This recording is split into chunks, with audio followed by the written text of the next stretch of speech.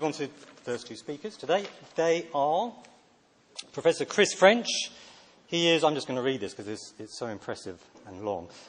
Chris French is head of the Anamolistic Psychology Research Unit in the Psychology Department of Goldsmiths, University of London. He's a fellow of the British Psychological Society and of the Committee for Sceptical Inquiry, as well as being a distinguished supporter of the British Humanist Association and a member of the Scientific and Professional Advisory Board of the British False Memory Society. He's published over 100 articles and chapters covering a wide range of topics within psychology. His main current area of research is the psychology of paranormal beliefs and anomalous experiences. He frequently appears on radio and television, casting a sceptical eye over paranormal claims, as well as writing for The Guardian's online science pages. For more than a decade, he edited The Skeptic, which, by the way, is available at the back of the hall, and his latest book, co-edited with Wendy Grossman, is Why Statues Weep, the Best of the Skeptic. Our other speaker, on the first event, appearing alongside Chris, is Robert Brotherton. He's a member of the Anamolistic Psychology Research Unit at Goldsmiths also. He's conducting a PhD funded by the ESRC on the psychology of belief in conspiracy theories. He also teaches as part of the Anomalistic Psychology undergraduate module at Goldsmiths. Robert is currently acting as assistant editor of The Skeptic and convenes the Anomalistic Psychology Interest Group, a seminar group for academic discussions on topics within anomalistic psychology. They are going to speak about conspiracy-minded, the psychology of belief in conspiracy theories. So, Chris, take it away. Oh, I'm sorry, Robert.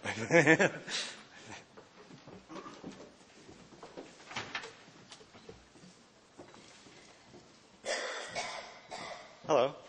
So thank you all for coming. And first I want to say a big thanks to Stephen for organizing this day. And it's a great list of speakers. I'm personally excited because we haven't all been in the same room together since Bilderberg. Forget I said that. So we're going to talk about the psychology of belief in conspiracy theories, but I thought a good place to start would be to examine what exactly we mean when we say conspiracy theory. The problem is, I think, it's a term that we all intuitively understand. We have the confident feeling that we understand it when we hear it, and we often don't hesitate to apply the label to particular claims. But if we're suddenly challenged to define the concept or to articulate what it is that makes one claim a conspiracy theory and not another, we might find that our confidence was misplaced. So in order to facilitate discussion and research, I think it's important to try and be clear about what we mean. And so this is what I'm going to examine in my talk. And I should say that when I say we, I suppose I'm referring largely to psychologists and other social scientists and skeptics, because it's a term that's often used in a value-laden way, with its meaning depending on the motivations of the speaker. But for our purposes, I think we should aim to avoid pejorative connotations as much as possible. So I'll be considering in what ways is a conspiracy theory different from other explanations which we don't label conspiracy theory, and whether it's even possible to articulate a definition of conspiracy theory. So to try and begin to illustrate some of the difficulties in determining what is and what isn't a conspiracy theory and why, I want to show you a couple of statements, and I want to know, by show of hands, whether you think they deserve the label conspiracy theory. So the first statement is, members of the US government secretly planned and executed the attacks of September 11th, 2001. Okay, almost everyone. Good. The second statement is, members of Al-Qaeda secretly planned and executed the attacks of September 11th, 2001. Okay, good, we got a few people.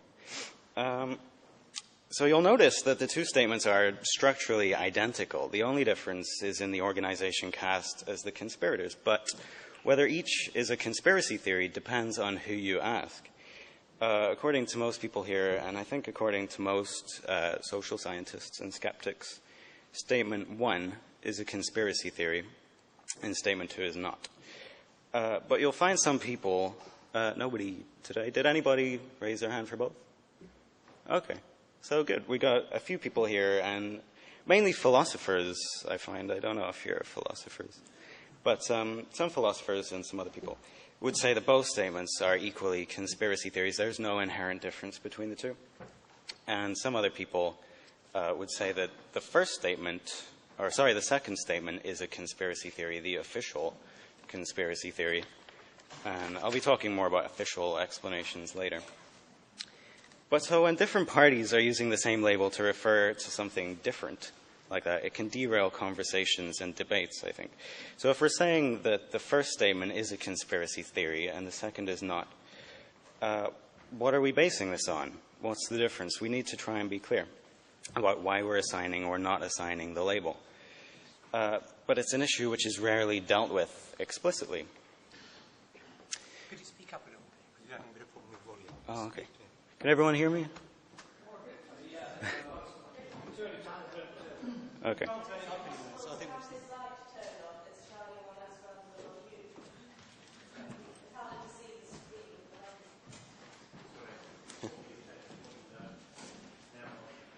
I'll just try and work through the difficulties. So, you might think it would be helpful to look in the dictionary. A typical dictionary definition of conspiracy theory is something along the lines of, a theory that explains a set of circumstances as the result of a secret plot.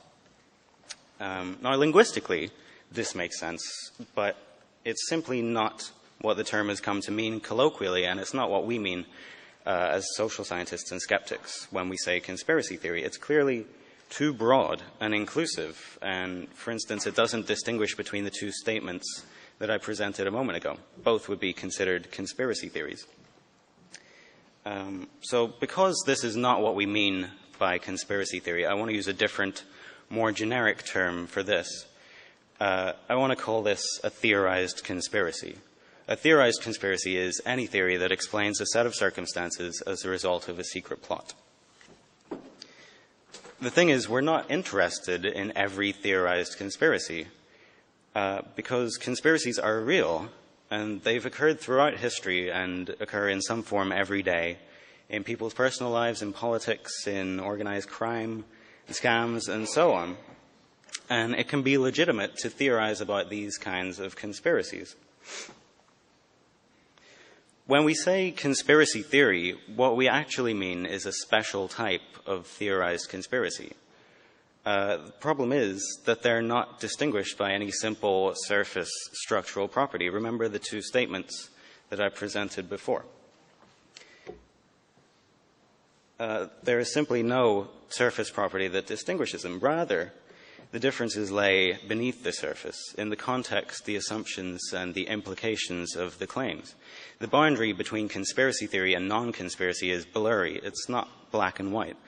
And because of this, it's simply not possible to articulate a simple, complete, precise, and objective definition of conspiracy theory.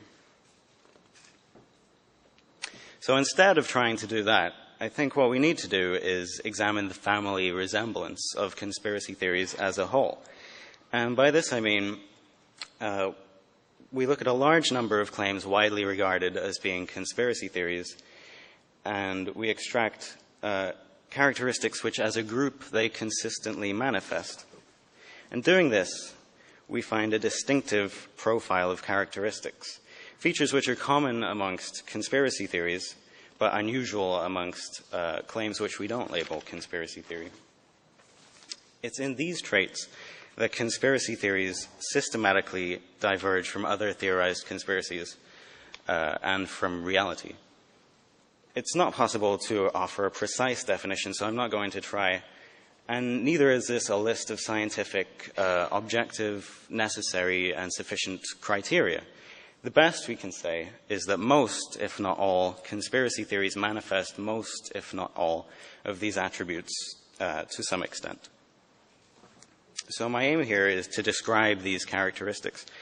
But first, there are two necessary features of conspiracy theory, and the first is the allegation of conspiracy. This may seem obvious, but I want to mention it in the interest of completeness and because it's worth taking a moment to consider. There's great variability in individual claims of conspiracy. There are many parameters along which these claims can vary, including in the number of postulated conspirators, whether the activity is clandestine or covert, whether the conspiracy has a single, well-specified outcome or is one of total world domination. Regardless of the specifics of the claim being made, there are only two essential elements of conspiracy. These are secrecy and two or more people acting together in a coordinated and goal-oriented way. An individual cannot conspire alone, and a conspiracy is necessarily secretive. The second necessary feature is that the claim is unsubstantiated. We're not interested in claims which are widely regarded as being true by the consensus of those best qualified to evaluate the claims. This is not to say that the claim is necessarily false. A couple of scholars have proposed that we limit the discussion to claims which are demonstrably false. But I think this is overly restrictive.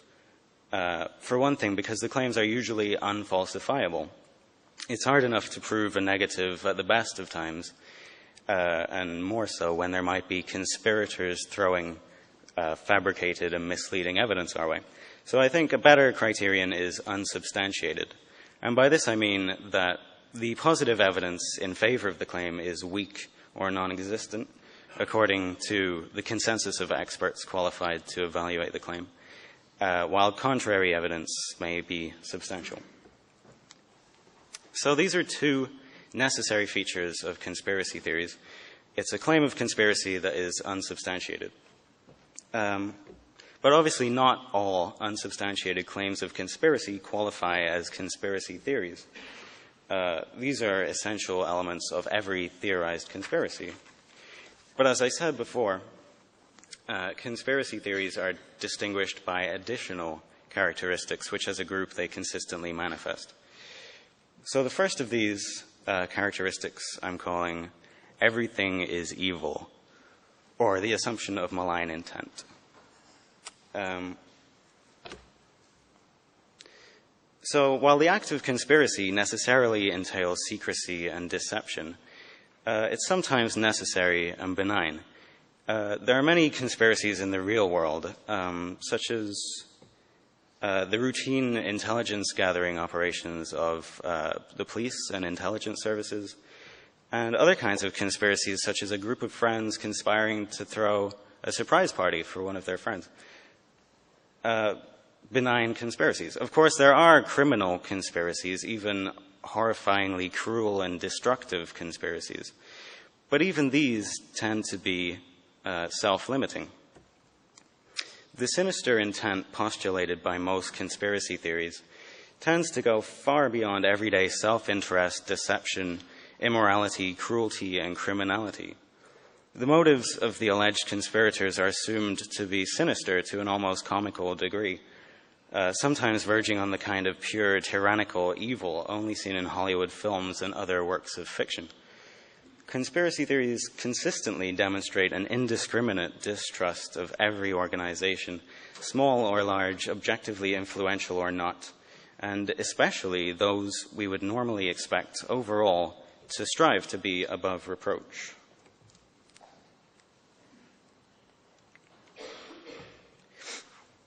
Even humble gatherings such as our own are not exempt from suspicion. As Stephen mentioned, an internet forum user by the name of Angry Head speculated, is it possible that the forthcoming meeting in London is a silent step towards establishing the foundations for a future alienation and then victimization of conspiracy theorists through the state system? If I may provide an answer to that in a word, no. But I would say that because another characteristic of conspiracy theory is that everything is a lie, including the official explanation, especially the official explanation. As I mentioned, a conspiracy theory is an unsubstantiated claim, but it's not merely one candidate explanation.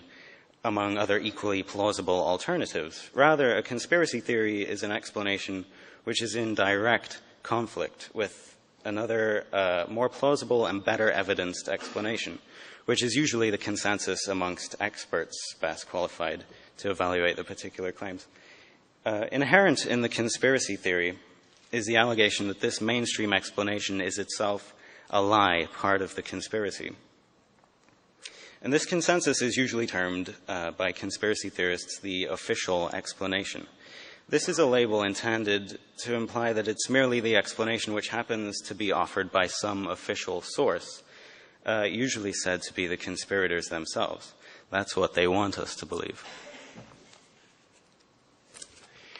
But this label is really a misnomer. It's false and misleading, because almost never is the official explanation simply a received explanation handed down by some single authority.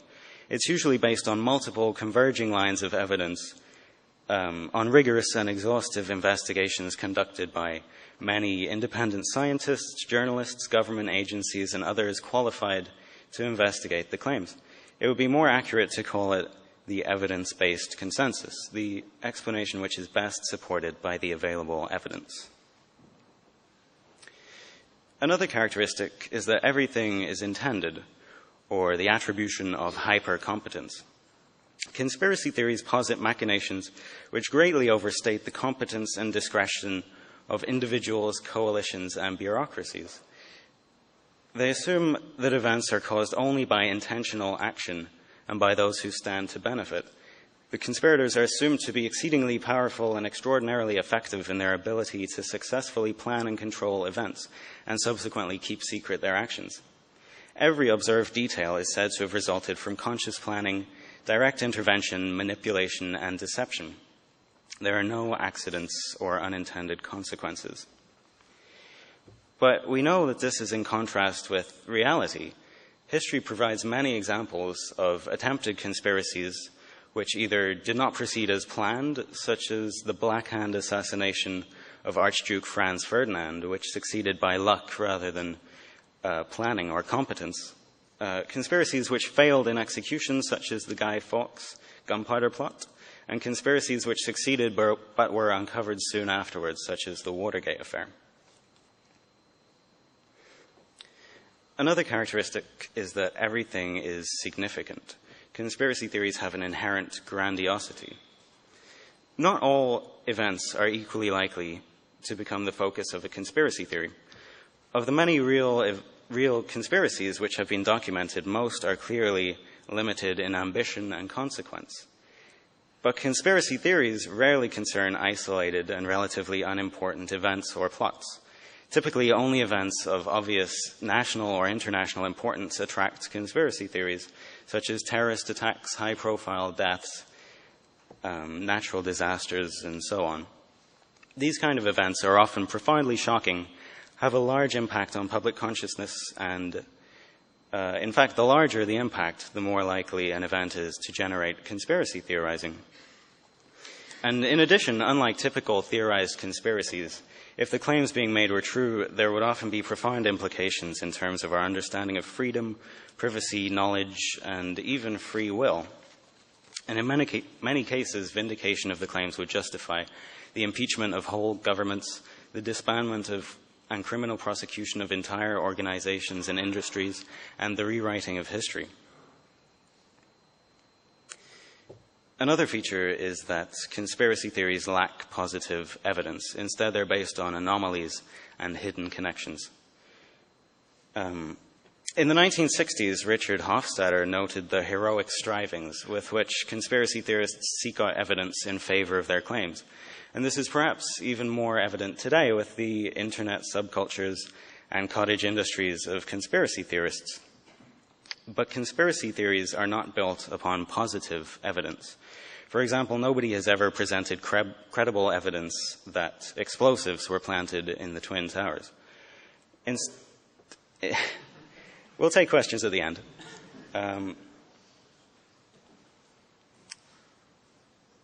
So conspiracy theories are not built upon positive evidence.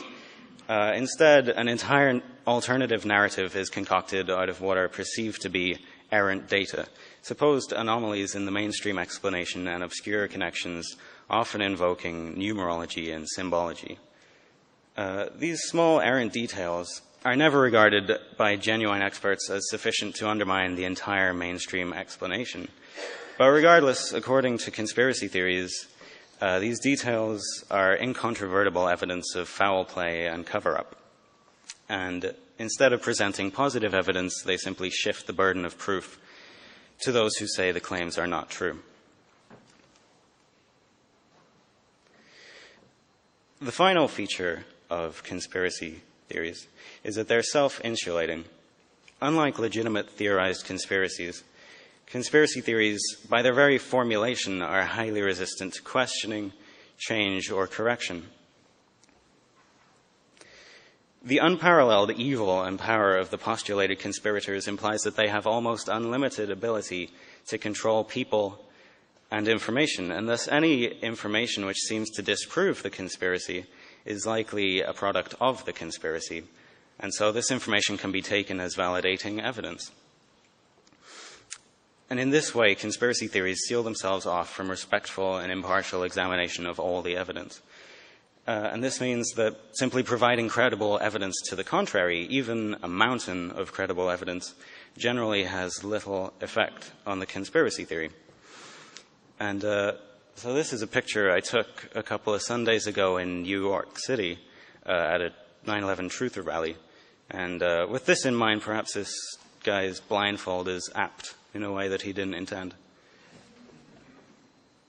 So in conclusion, conspiracy theory is the name we give to a particular category of explanation. They're a subset of theorized conspiracies. It's not possible to formulate a clear, rigid, and succinct definition of conspiracy theory because there's no black and white distinction. The differences lay beneath the surface.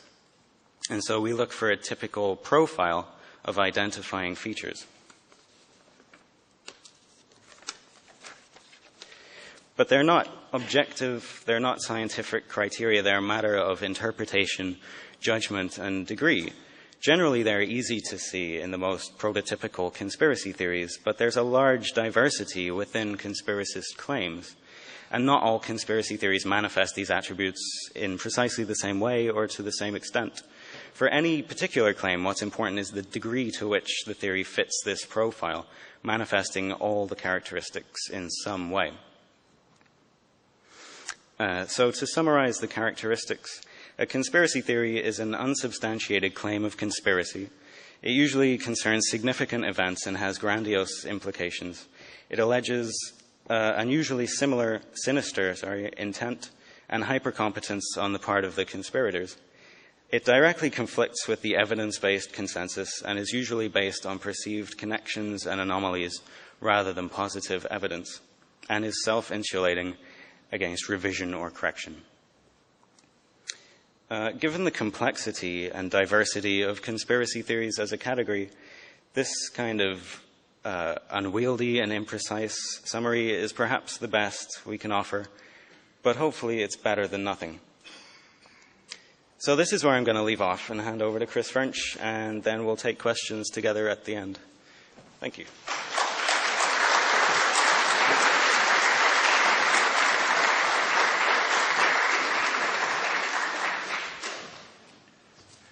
Okay, just bear with me for a second.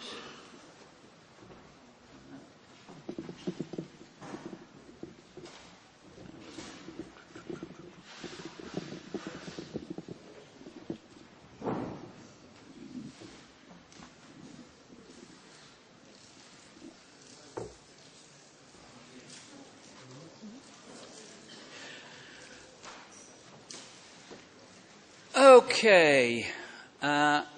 I am just waiting for the voice in my hidden earpiece, but nothing's coming through. So, okay, so I'll just have to make a start on my own then. Okay. Right, well, it's nice to be here to be able to talk to you all today.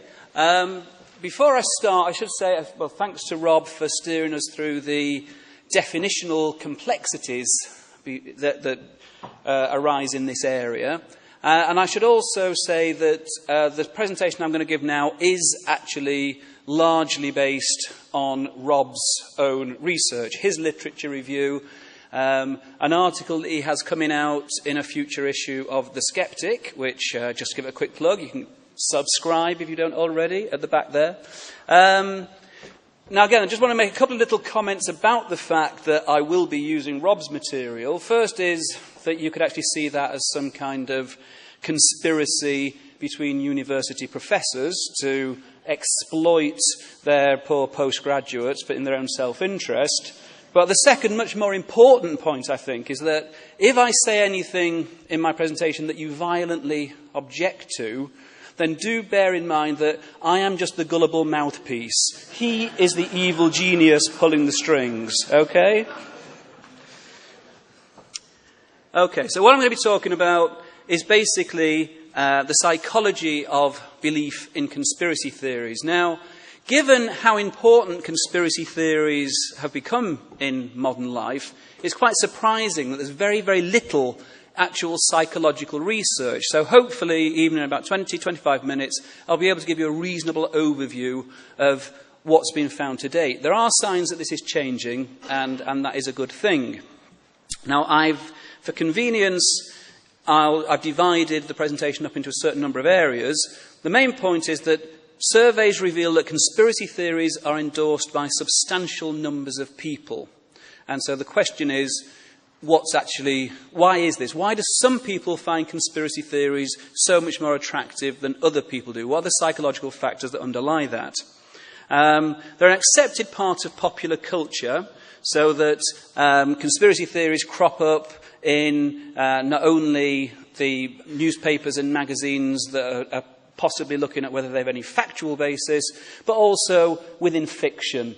In successful films, in TV series like The X-Files, and so on and so forth. They're an important part of popular culture. So where do these conspiracy beliefs come from? Well, obviously, we have to at least give some consideration to the notion that they may actually be based upon the rational and impartial evaluation of evidence. And there's no question at all, of course, that some conspiracies really do take place.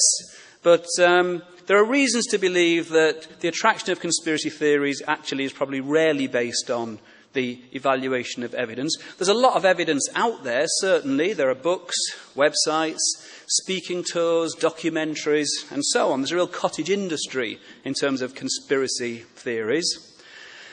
But, as we've heard, experts typically reject the conspiracy claims. They don't find the evidence that's put forward compelling.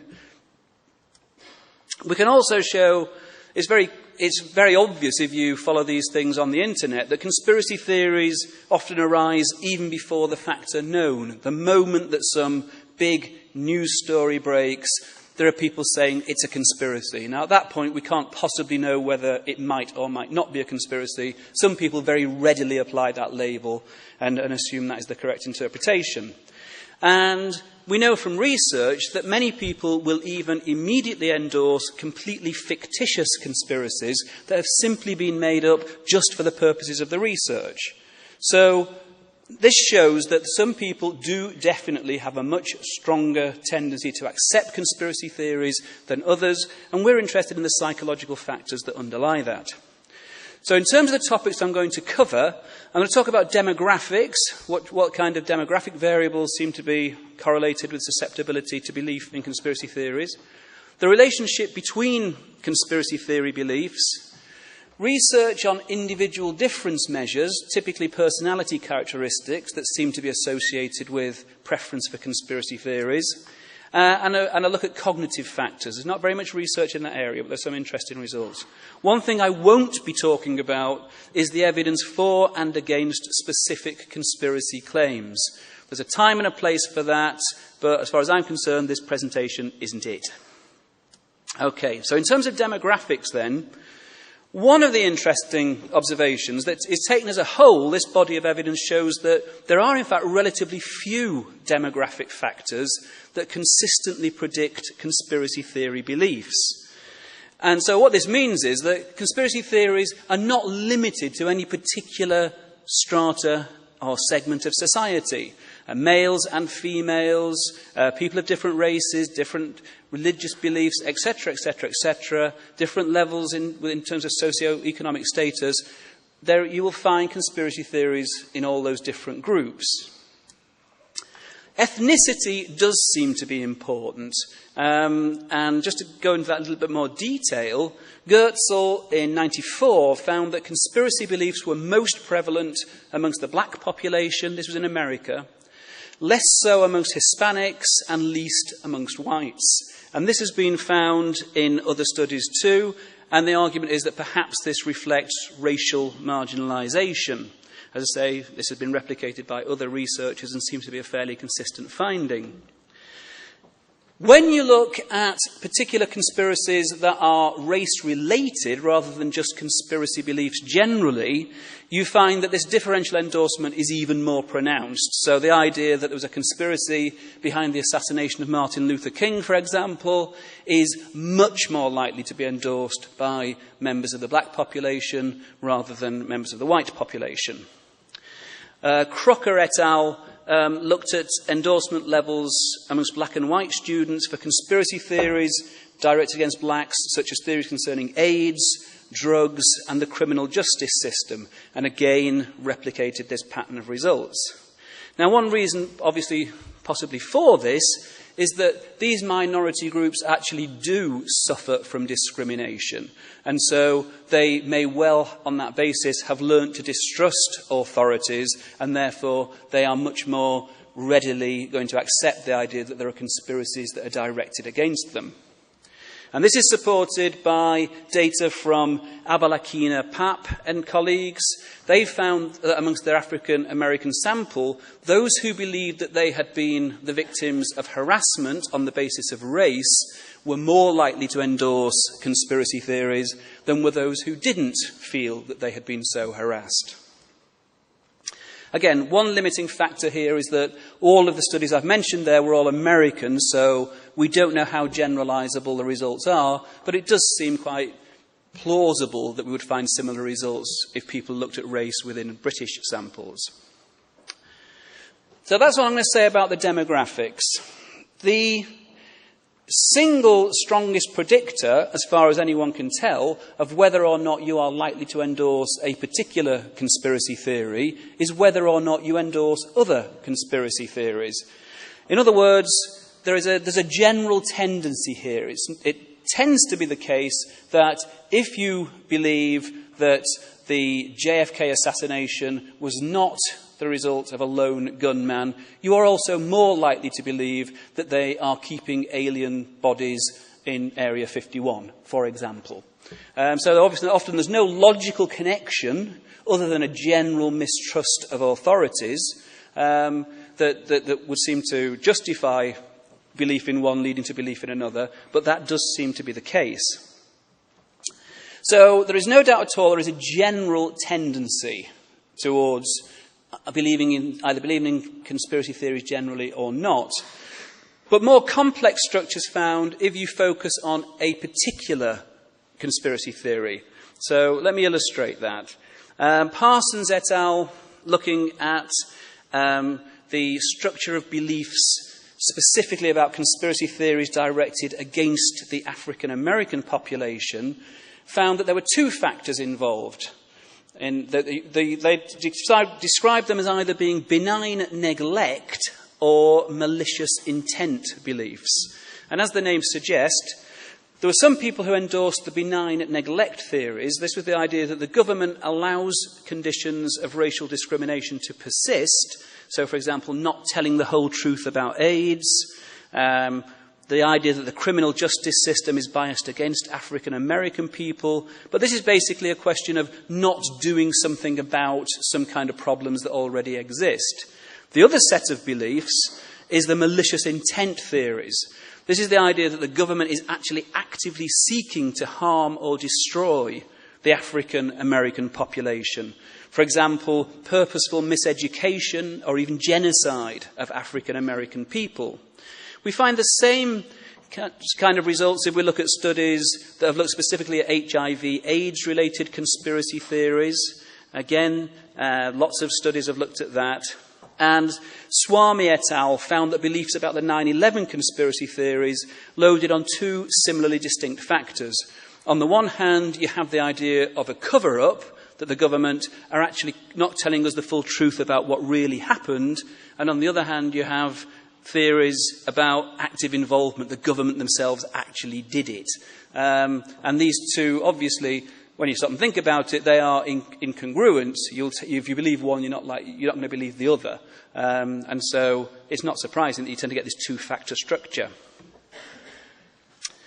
The single biggest area of research in the psychology of conspiracy theories relates to individual differences, looking at various personality traits that are associated with conspiracy theory endorsement. There's three general areas here: conspiracy beliefs as a response to mild paranoia, conspiracy theories as a problem externalizing tool, and conspiracy beliefs as a result of openness to new ideas. Now, dealing with the first one first, I found this, I thought it was rather amusing. If you can't read that, the caption at the bottom says, "For some time I had suspected Reginald of wrongdoings. Now I believe my own life to be in danger." But I love the picture. I think it's great. This notion that one of the factors that might lead some people to endorse conspiracy-related beliefs is mild paranoia. This has been looked at in a number of ways, looking at interpersonal trust and anomie. So Goetzel, back in the mid-90s, found that belief in conspiracy theories was associated with low levels of interpersonal trust. Now, interestingly, whereas it's kind of fairly obvious that if you endorse conspiracy theories, you're not going to trust the government, you're not going to trust big institutions, what this paper found, and other people have found similar results, is that people who endorse conspiracy theories also tend not to trust their own friends, neighbours, and people close to them, which is perhaps a little bit surprising. Also, high levels of anomie tend to be associated with belief in conspiracy theories. Belief that the world is generally getting worse. This was measured by such items as the degree to which people believe that it is hardly fair to bring a child into the world. And again, these results have been replicated across several studies. Paranoia and schizotypy. A recent paper by Darwin et al. Found higher scores on both of these scales were associated with stronger conspiracy theory endorsement in a student sample. In extreme cases, according to Darwin, this can lead to maladaptive behaviours and experiences, such as serious persecutory delusions.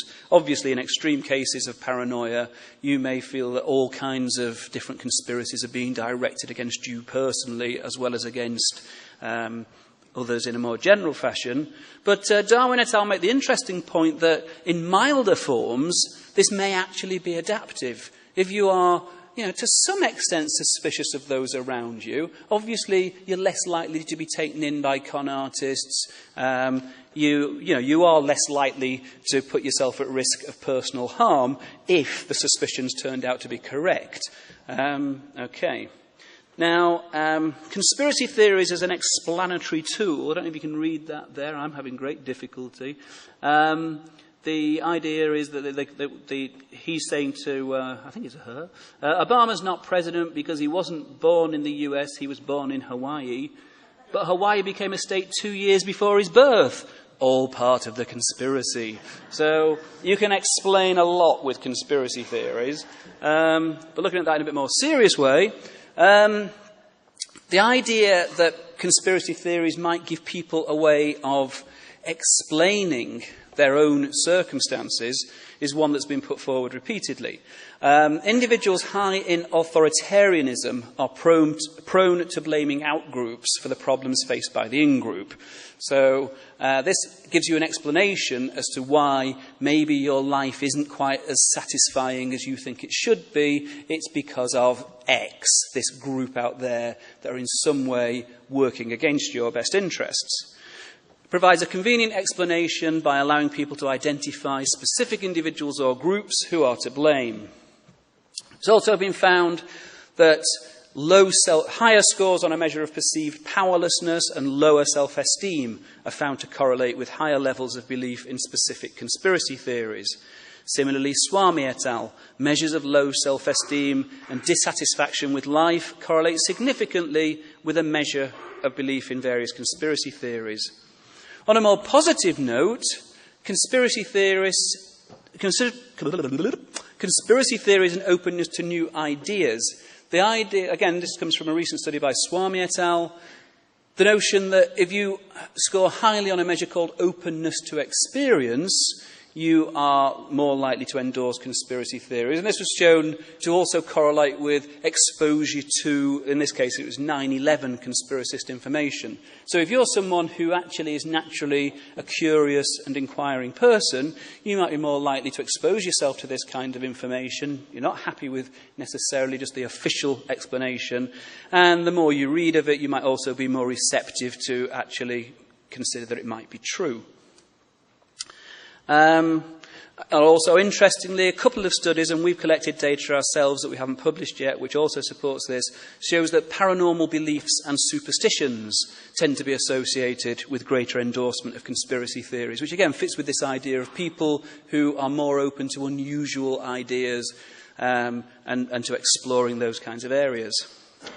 Okay, so in summary, endorsement of conspiracy theories is consistently related to lack of interpersonal trust, distrust of authority, cynicism, belief that the world is generally getting worse, sense of powerlessness over one's own situation, feeling that events are generally beyond anyone's control, low self-esteem, a tendency to seek out groups to blame for negative events, and openness to new and unusual ideas. Now, one problem with this kind of study is that it tends to be correlational. You give out a load of questionnaires, you gather in the data, and you can show that one thing tends to be associated with the other. What it doesn't do is tell you what the direction of causality is. And you can obviously imagine in lots of these different situations, it may well be either that the belief in conspiracies is causing that particular change in personality. If you believe in conspiracies, you are likely to feel very, very powerless, that things are beyond your control. On the other hand, it might work the other way around. It might be that people who feel powerless look around for reasons as to why their life is less satisfactory, and conspiracy theories give them a convenient explanation. The chances are there's a reciprocal relationship here, but at the moment, it's actually hard to say. We don't know. It's correlational data. The final topic I want to cover is cognitive factors. It's widely accepted these days that the human cognitive system works in general terms, like as a two-system model.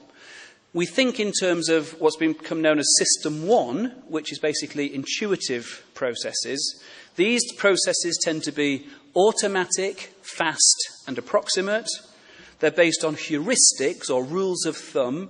They're based on biases and emotional cues, and they're not available to conscious awareness or introspection. We're not aware of the fact that this is having an influence on judgment formation and so on.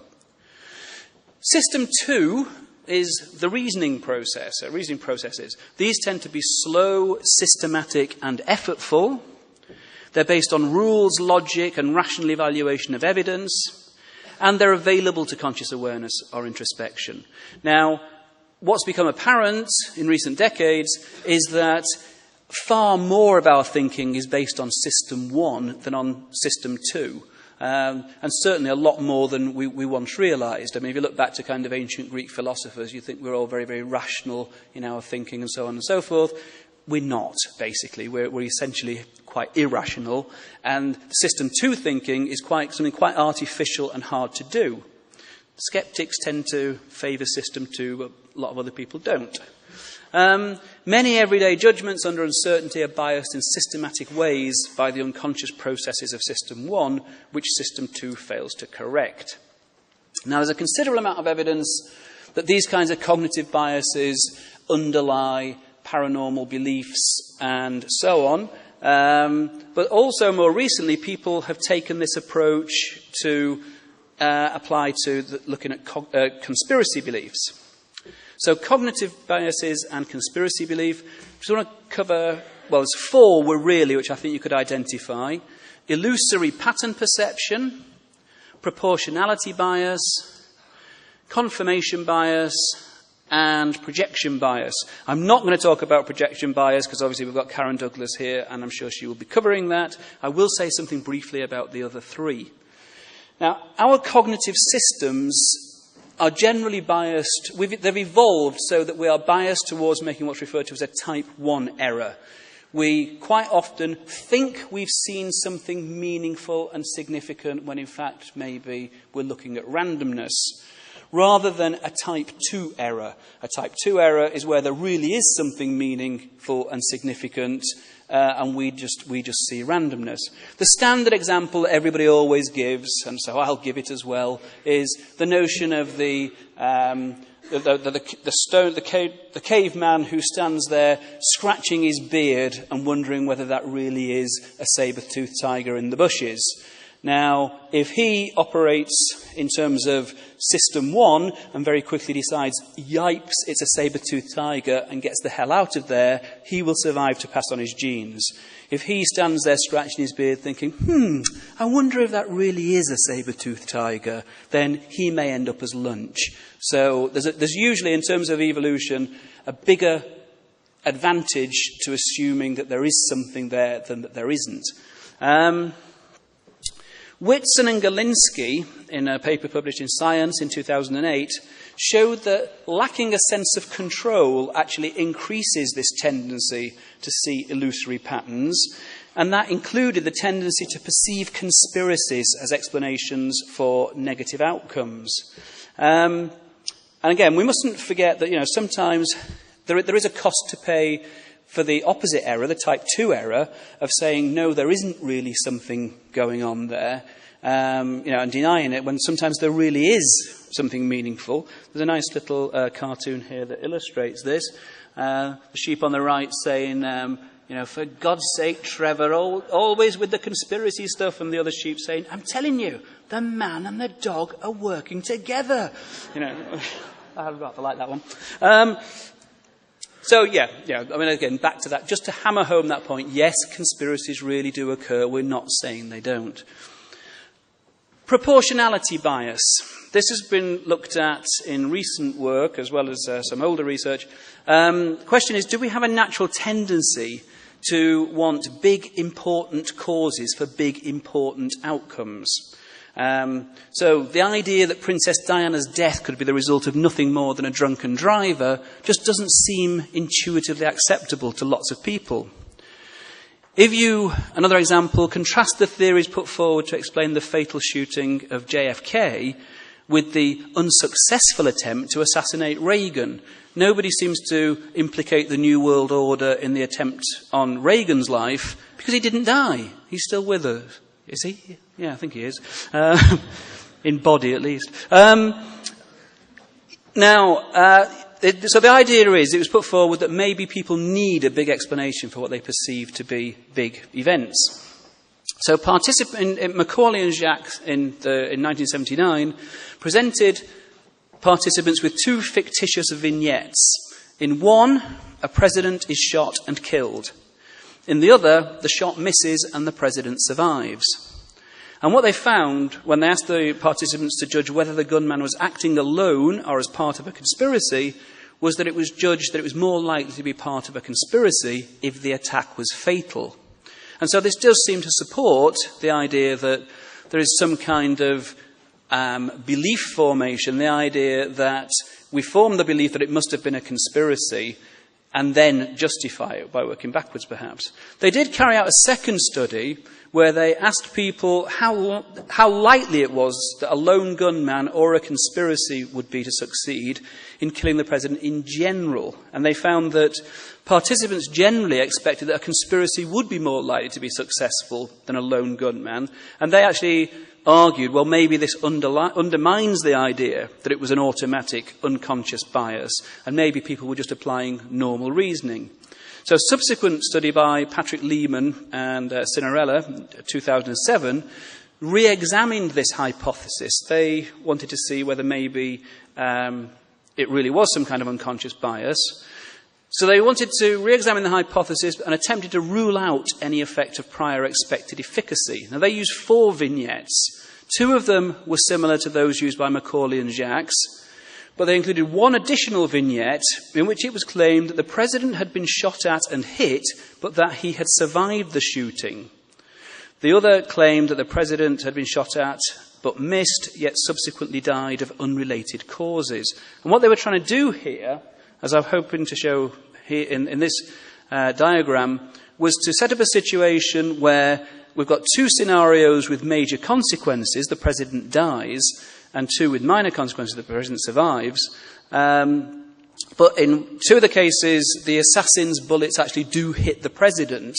That's been successfully executed.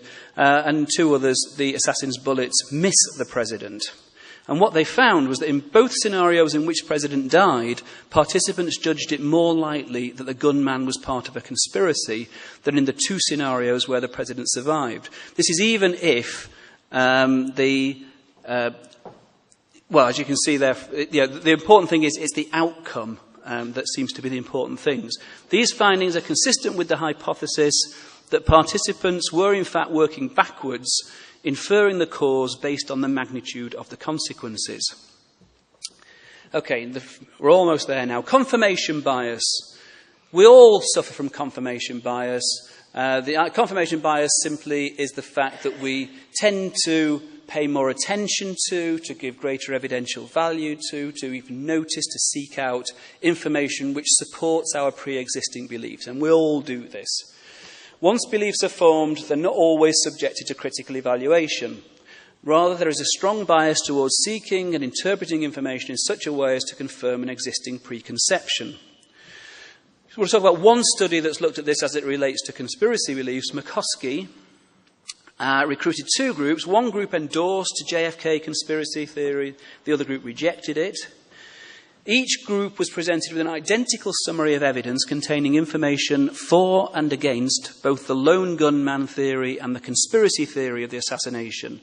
And what was found was that both groups, not just the conspiracy believers but also the skeptics, found information consistent with their prior belief to be more persuasive. And interestingly, there was an attitude polarization effect, insofar as if you started off as a believer, you became more of a believer. If you started off as a skeptic, you became more of a skeptic. Now again, one kind of example of confirmation bias in action here. This T-shirt, the lack of evidence proves that the conspiracy is working. So, confirmation bias is a very, very powerful thing. So I'll just make a few final comments. As I've said at the beginning, there's little research in this area to date, but there are signs that this is changing. There are now a number of researchers who are actually actively addressing this important area. There's lots of future research to do. One of the things which I think would be quite interesting to look at, if possible, would be possible differences in psychological profiles of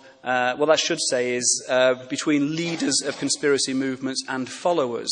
Because I strongly suspect that although there'd be some overlap, there would also be some important differences. Leaders of conspiracy movements, like David Icke, for example, would probably not see themselves as being powerless or have low self-esteem. In fact, quite the opposite. They probably suffer from delusions of grandeur, I strongly suspect. And again, just to make a point that we can compare the research in this area with the research looking at psychological factors underlying paranormal belief, insofar as it doesn't actually matter if paranormal forces actually do exist. The research that looks at the psychological processes that might lead some people to believe that they're experiencing the paranormal when they're not, that's still valid research. Even if some conspiracy theories turn out to be true, we know that people differ with respect to how attractive they find conspiracy theories. As I said before, they will believe in fictitious conspiracy theories. And again, the psychological factors that underlie that are therefore of interest. So, thank you very much for listening.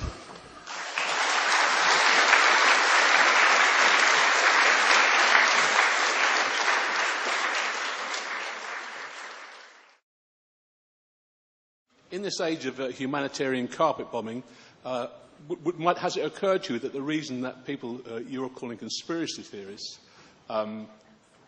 behave in the way they do and hold on to the beliefs they hold is for two main reasons. Firstly, when we are faced with people like yourselves, we are mostly insulted and ridiculed. And secondly, and much more importantly, people refuse to answer the very serious questions about things like 7/7 that we raise. They are simply not reported, and they are refused to engage with the issues.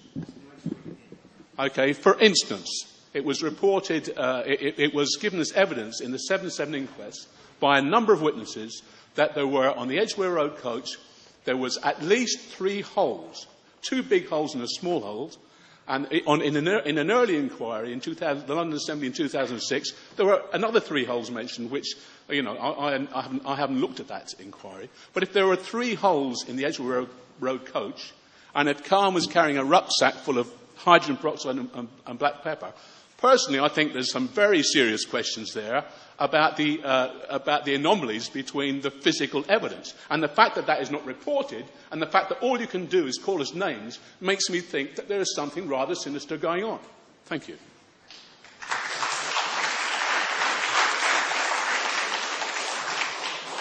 Okay, well, firstly, I wasn't aware of actually calling anyone any names. I was talking about empirical research. No lights on. Okay, is that okay now? Right. Firstly, I wasn't aware of actually calling anyone any names. I was referring to empirical data which have been collected in studies. You can argue with the studies if you want to, but they're there, they're published in the scientific literature. As I said, I don't think this is the time or the place to get into nitty-gritty details about this or that claim relating to conspiracy theories. We've invited a conspiracy theorist to address the meeting, and there will be an open panel at the end. If you want to raise those questions, then feel free. I'd like to say as well, I'm sorry if anybody feels insulted or ridiculed. I don't think that was our intention at all. It never is. We make things a little bit lighthearted, but I'd like to respond in terms of the 7/7, the holes in the bus that you mentioned. I'm not going to deal with that. I'm not going to say that's true or false. I don't know enough about that. I would say, though, that you say it comes from eyewitness testimony, and there's another huge area of psychology that shows that eyewitness testimony is unreliable, and especially... Okay, well, that's okay. And I would also say that you say there's 3 holes, and that seems odd, but, I mean, I don't know what your profession is, but... Okay, but how do you know how a bus or a train is going to behave when a bomb goes off inside it? I mean, that's just a point. And you say also that it's not reported, but clearly it is, because you heard about it. I don't know how much... I don't know... Do you want it all over the news, or...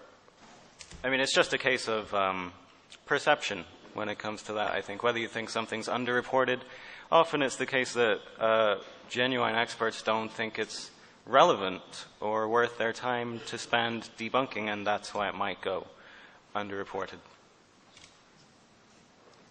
Right. I just wanted to get back to the question of the research that you've been doing, and I was interested in one of the things you said about that. I think you said that people who were likely to believe in, who are likely to be sort of superstitious or have a high belief in paranormal things, were more likely to be believers in conspiracy theory. And what I wanted to ask was whether there was any evidence about people who had very strong religious beliefs, whether such people themselves were also more likely to be strongly believing in conspiracy theory.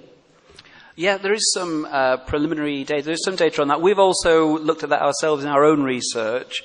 And rather than asking the question of relating it to a particular religion, we just asked that we used a scale which measured how important religion was in people's lives. And yes, indeed, we found significant intercorrelations between religious beliefs, paranormal beliefs, and belief in conspiracy theories. So there does seem to be something kind of important there. Now, one idea which has been put forward is that one of the main motivations for conspiracy theories is that they're a way of trying to explain the kind of random and chaotic nature of the lives, the world that we live in. And of course, all three of those types of beliefs also serve that function to a greater or lesser extent. Hello, thank you. I just wanted to, can you hear me? Sorry. I just wanted to ask you, do you think it's possible that leaders abuse conspiracy theorists to achieve another agenda, say foreign policy, such as Tony Blair did when he used this 45-minute rule? I mean, the only thing that I don't understand, wonderful speech, but it must still be, obviously you're still working on it, because I think it's a bit broader than that. There was claims going into Iraq that obviously we had weapons of mass destruction there that were a threat to us, which were now unsubstantiated, and also that there was a 45-minute threat. So that suggests to me that everybody is open to conspiracy theories, because that is the biggest conspiracy theory we've seen, certainly this decade, beyond this decade. And, it doesn't seem to fit the bill. Nothing else seems to fit the bill there. I mean, just to comment on that from a kind of personal perspective, I mean, again, one of the points about most of the areas of research I'm interested in is the way that our own biases affect the way that we interpret information and think about things. And I think this is a good example, because when these claims were first being made of weapons of mass destruction, although we were led to believe that the evidence was much stronger, in fact that there was evidence that these weapons were there, and now it's quite clear that they weren't, and it was, in that sense, a conspiracy. Now, I think the question that arises is, were we in a situation there where the government actually knew there were no weapons of mass destruction, or did they genuinely believe on the basis of what faulty information they had that there were? I mean, again, it's an important distinction to make. The false information was from a thesis, but what I'm saying is that we're all susceptible. There's no demographics involved. If a position of authority says this is the case, and, we are all conspiracy theorists, but if you question anything, you're a conspiracy theorist. So, to be fair, everything is a conspiracy theorist. No, I think you're right.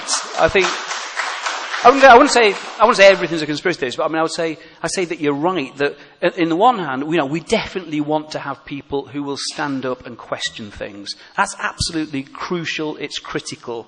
I mean, and for, in the case of the kind of weapons of mass destruction case, let me finish and then I'll come back. Mass destruction. Right. What I'm saying is there is no type of person who is, you're talking about a far-right mainstream of persons, such as somebody that would be a radical Muslim or a radical Christian. What you're saying, any critical thinker is a conspiracy theorist.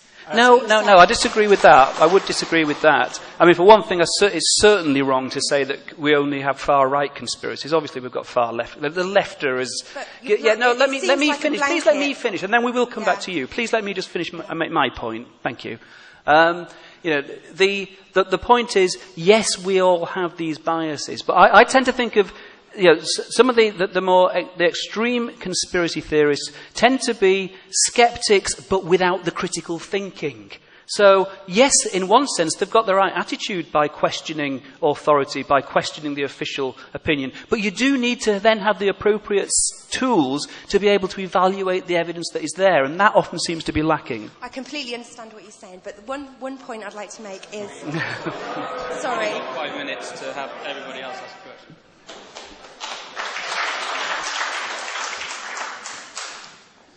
Hi. I have a question about the research on the proportionality bias. I've always had a bit of a problem with that. Oh, thanks. I've always had a bit of an issue with that Lehman and Cinerilla 2007 study with the 4 cells where the president was shot and hit but only injured and not killed, or where he was missed but died for unrelated reasons. And those are the 2 cells that weren't in the original Macaulay and Jacques study.